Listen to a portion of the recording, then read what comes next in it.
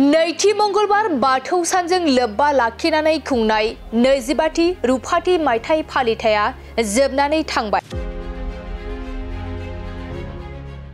सालबारियाव खुंनाय नैथि मंगलबार बाथौ साना गाजा गोमजायै जोबनानै थांबाय। सालबारि गामिनि नैथि मंगलबार बाथौ सानजों लोब्बा लाखिनानै खुंगा 25थि रुफाथि मायथाइ आरो बोसोरसालिया जुथुमाया दिनै थुंगेबाय। साननैनि हाबाफारि लानानै चिरां जिल्लानि सिङाव थानाय सान्तिपुर बालाजार सालबारि गामिनि नैथि मंगलबारजों लोब्बा लाखिनानै खुंगा 25थि बोसोरसालिया जुथुमाजों लोगोसे रुफाथि मायथाइ फालिथाया दिनै गाजा गोमजायै जोबनानै थाङो। मख'नो गोनांदि दिनैनि बे जोबथा हाबाफारिनि गेवलां मेलावनो आलासि महरै बाहागो लायो बिटिसिनि बारग' लेङाइ गाहाय मावफुं सोद्रोमा खाम्फा बरगयारी, बिटिआरनि EM धनन्जय बसुमतारी, मिरुगुदि बाथौ आफादनि आफादगिरि देरलाबांग्रा गयारी, चिरां जिल्ला बाथौ गौथुमनि गाहाय नेहाथारि मन'लाल बसुमतारीजों लोगोसे ओनसोलनि गोबां बाथौ सिबियारि रायजो राजाफोरा बाहागो लानानै बे हाबाफारिया गाजा गोमजायै जोबनानै थाङो। सालबारि गामिनि बे बाथौ मन्दिराव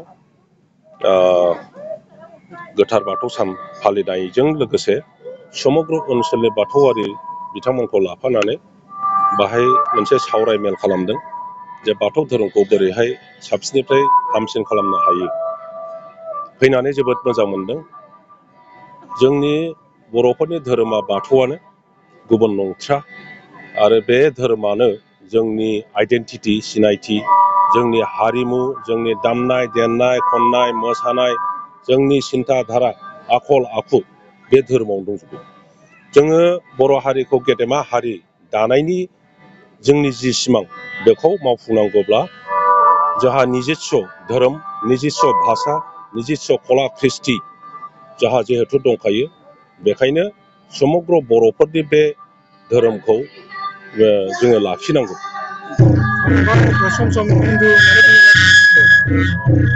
जोंखौ हिन्दु होननानैनो बुंबोदों, नाथाय बर'फ्रा गोदो गोदायनिफ्रायनो जों हिन्दु नङाबो होनबोदों। नाथाय जोंहा स्कप गैयामोन जे जोङो बाथौआरि होननानै बुंनानै लानायनि मोनसे स्कप गैयामोन। दा बिनिखायनो भारत सरकारनाव जोङो दाबि जनायदों जे गुबुन धोरोमफोरबायदि जेरै जैन, सिख, बुद्धिस्टफोरबायदि बर'नि बे बाथौ धोरोमखौबो मानिनांगौ आरो जेब्लानो मानिगोन अब्लानो जोङो पुर्णांग जोंनि आइडेन्टिटिखौ बाथौ धोरोमारि हिसाबै जों मोननो हागोन। बेखायनो जोङो सिन्था खालामदों फैगौ सेन्सासआव जे नेक्स्ट सेन्सास जागोन बाहाय समग्र बाथौआरिफ्रा गावनि धोरोमखौ बाथौ होननानै लिरगोन। जों गिबियावनो मागो दाननि नैथि मंगलबार बाथौ सान, बे बाथौ साननि दुलाराय बाथौ सिबियारिनिसिम आंनि खुलुमनाय आरो सिबिनायखौ बावहरग्रोबाय। आङो दिनै जोबोद गोजोननाय मोनदों। बेयाव बे 14 मोन ना 14 चिरां दुवार बे सालबारि गामियाव रुफाथि मायथाइ जे फालिदों, बेयाव बिटिआर सरकारनिफ्राय सासे आलासि हिसाबै बेयाव गिदोंमोन। बिनाय लेखा जोंहा आंखौनो बेयाव गाहाय आलासि हिसाबै थिनहरदों। आं बेयाव बाहागो लानानै जोबोद गोजोननाय मोनदों।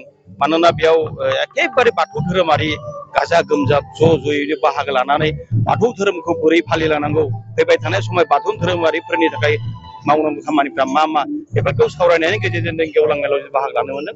जोबोद गोजोननाय मोनो, जोबोद मोजां जादों। नोंथांमोननि धोरोमनिफ्राय इयुनाव बाथौ धोरोम हिसाबै बा धोरोम बिथिङाव माबोरै हेफाजाब होनायनि थांखिफोर दङ नामा? जोंनियाव अनलि बाथौ धोरोमल' नङा, बिटिआर सरकार हिसाबै गासिबो माहारि हारिफोरनि जिथु धोरोमफोर दङ, गुबुन गुबुन धोरोमफोर दं, गासिबो धोरोमखौनो सनमान होनानै जोंनाव मोनसे आसनि दं। बे आसनिया जाबाय आलारि सोरां आसनि। बे आलारि सोरां आसनिया ओरैबायदि मोजां, बेयाव जोंनि हानि डकुमेन्टसबो नाङा, खुनु माने भाउचारबो खोन्थानाङा, खुनु इस्टिमेट नाङा, खुनु एप्रुभ नाङा।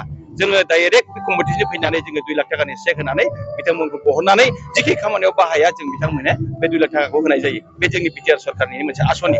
आरो बिनि बागैबो हाया कमिटिया गासिबो थिगब्ला बिनि बागैबो गोबां जोङो स्किम होनायनि आसनि जोंनि गेजेराव दङ।